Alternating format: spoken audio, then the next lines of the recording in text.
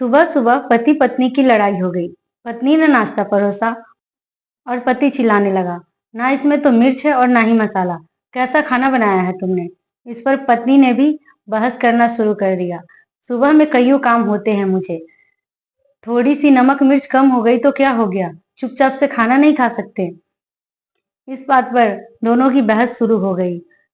पत्नी ने कहा, जब तुम्हें मेरा बनाया हुआ खाना पसंद ही नहीं आता तो मैं क्यों रहूं तुम्हारे घर में, मैं जा रही हूं तुम्हारा घर छोड़ के। पति ने कहा, जा सकती हो, रोका किसने है। इतना कहकर पति ऑफिस चला गया और पत्नी गुस्सा के मारे रोने लगी। बहुत देर रोने के बाद पत्नी ने अपनी माँ को फोन लगाया और कहा, माँ मैं आ रही हूँ, अब मैं यहाँ नहीं रह सकती। माँ ने कहा, क्यों, क्या हो गया वहां। पत्नी पत्नी बोली, माँ मैं यहाँ नहीं रहूंगी, इस आदमी के साथ रह पाना मेरा बहुत मुश्किल है। मैं मैं भी वहां आ रही हूँ। माँ बोली, क्यों, एक बहन 5 सालों से यहाँ आके बैठी हुई है, वो क्या कम है, रोज अपनी भाभी की गालियां सुन रही है, ये तुम लोगों को नहीं देखा जा रहा है। अब तुम भी यहाँ आके बैठ जाओ और अपनी भाभी की गालियां सुनो।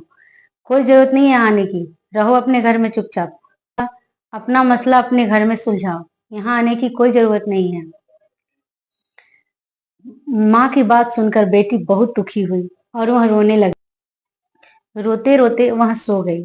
उसने मन में कुछ सोचा और सबसे पहले अपने घर को साफ सुथरा किया, खुद को तैयार किया।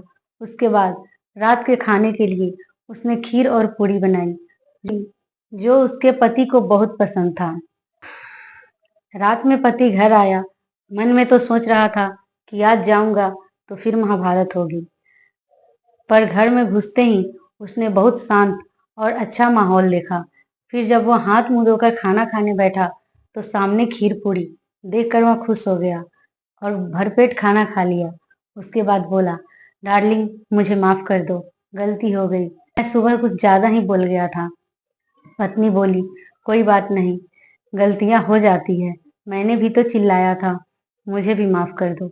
इस तरह से एक घर बर्बाद होने से बच गया। पति एक माँ की समझदारी से एक बेटी का घर बर्बाद होने से बच गया। दोस्तों, कहानी अच्छी लगी हो तो शेयर कमेंट जरूर करें। धन्यवाद।